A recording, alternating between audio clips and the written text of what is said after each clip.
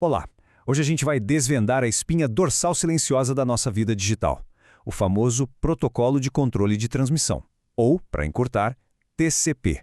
Já parou para pensar nisso? A gente manda arquivos, e-mails, mensagens o tempo todo e simplesmente espera que tudo chegue direitinho do outro lado. Só que a internet, por baixo dos panos, é um lugar bem caótico. Então como é que essa mágica acontece? É exatamente isso que a gente vai descobrir agora. Certo? Vamos lá. A internet não é uma linha reta, sabe? De jeito nenhum. É mais como uma teia gigantesca de redes todas conectadas. Os dados que a gente envia ficam pulando entre um monte de sistemas diferentes. E olha, não há nenhuma garantia de que o caminho vai ser seguro ou que todos os pedacinhos da informação vão chegar lá no final. Para a gente entender a internet, primeiro a gente precisa entender o que é uma rede. Uma rede local mesmo. Pensa na rede aí do escritório ou de casa. É um ambiente que a gente conhece, controlado, a comunicação ali dentro é bem mais simples, os dados vão para um aparelho específico naquela rede e pronto. Beleza. Agora, e se a gente conectar milhares dessas redes? Aí sim, a gente tem a internet. E é aí que o bicho pega. A complexidade aumenta muito.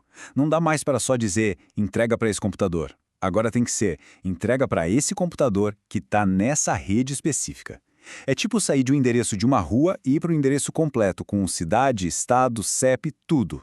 E aqui está o pulo do gato. A camada mais básica da internet, o tal do protocolo de internet, o IP, ele funciona no que a gente chama de melhor esforço.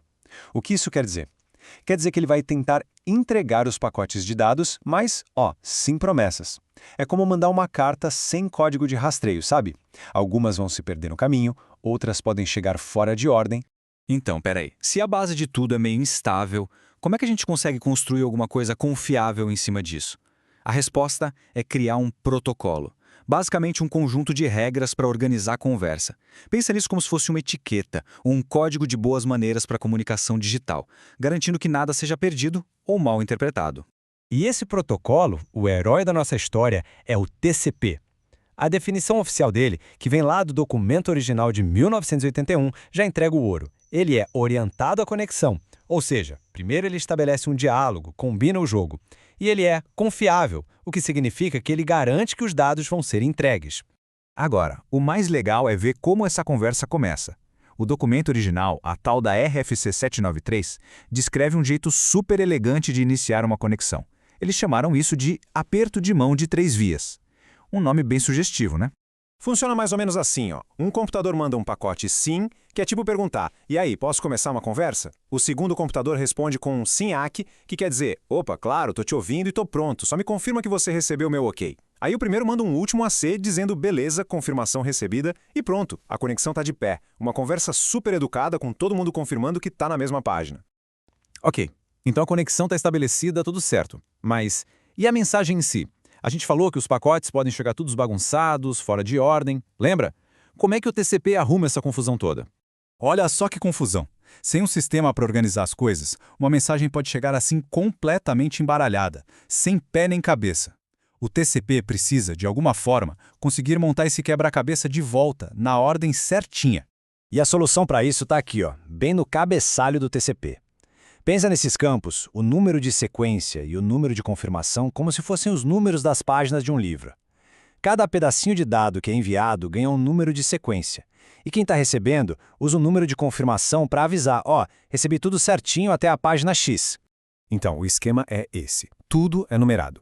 Quem recebe confirma que recebeu cada parte. E se quem enviou não receber essa confirmação depois de um tempinho, o que acontece? Ele pensa, esse pacote deve ter se perdido. E aí, ele manda de novo. Simples, né? Mas, nossa, é incrivelmente eficaz. Só que, claro, toda essa confiabilidade tem um preço. Dá uma olhada na diferença entre o cabeçalho do TCP e o do primo dele, o UDP. O do TCP é bem maior, cheio de informação para ter todo esse controle. Já o UDP é super enxuto, minimalista. O foco dele é velocidade. É o que se usa em streaming de vídeo, por exemplo, onde se um pacotinho ou outro se perder não é o fim do mundo. É aquele clássico dilema, confiabilidade ou velocidade. Bora voltar para a nossa analogia da conversa educada. Porque ser educado não é só garantir que a mensagem chegue, né? É também falar num ritmo que a outra pessoa consiga acompanhar, sem atropelar. E o TCP faz isso com uma coisa chamada controle de fluxo.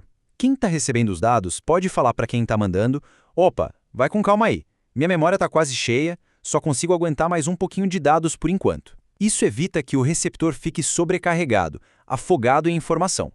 E como é que ele avisa isso? Usando um campo no cabeçalho chamado janela. Esse número, que pode ir até uns 65 mil bytes, diz exatamente quanto espaço livre o receptor ainda tem. E o mais legal é que esse valor não é fixo, ele vai mudando o tempo todo, se ajustando durante a conversa. Bom, toda conversa, por melhor que seja, uma hora acaba. E assim como foi para começar, o encerramento de uma conexão TCP também segue todo um ritual, um processo bem educado e organizadinho para garantir que nenhum dado se perca no tchau. Isso é feito com uma coisinha chamada flag fin, que vem de final. Quando um lado não tem mais nada para enviar, ele manda um pacote com essa flag. O outro lado confirma que recebeu e, quando também tiver terminado, manda o seu próprio fim. É tipo um aperto de mão de despedida, sabe? Um adeus mútuo, para todo mundo saber que o papo acabou de verdade. Beleza, mas onde é que o TCP entra nessa história toda? Ele fica naquilo que a gente chama de camada de transporte. Basicamente, ele pega aquele serviço de melhor esforço, que não é nada confiável, da camada de baixo, e transforma numa base sólida e confiável para as aplicações que a gente usa todo dia, tipo o navegador da web ou o programa de e-mail. E pra gente fechar, fica uma reflexão. Pensa só, o TCP foi desenhado lá em 1981.